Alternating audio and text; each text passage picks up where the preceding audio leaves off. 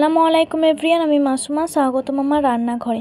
বাচ্চাদের জন্য অনেক হেলদি এভাবে একবার পিনাট বাটার দিয়ে তৈরি এই মিল্ক শেকটা একবার বানিয়ে দেখবেন, খেতে দুর্দান্ত হয়।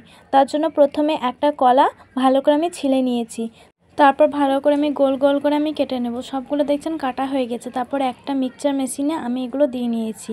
তারপর দিয়েছি 2টা আমন্ড বাদাম, তারপর কয়েকটা চকো চিপস, আর সবথেকে মেন পার্ট সেটা হচ্ছে পিনাট বাটার। আমি এখানে 2 চামচের মতো পিনাট বাটার আমি মিক্সারে দিয়ে নিয়েছি।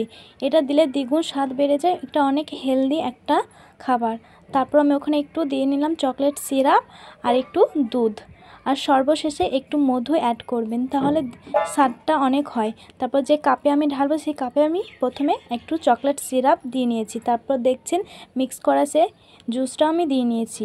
তারপর ওপরে কিছুটা আমি চকলেট সিরাপ আর আমন্ড বাদাম দিয়ে পরিবেশন করবেন।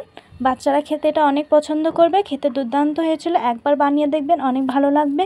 ভিডিওটা কেমন লাগলো অবশ্যই জানাবেন। এরকম ভিডিও পেতে চ্যানেলটাকে সাবস্ক্রাইব করবেন। ভালো থাকবেন, সুস্থ থাকবেন। দেখা হবে অন্য কোনো ভিডিওতে। আল্লাহ হাফেজ।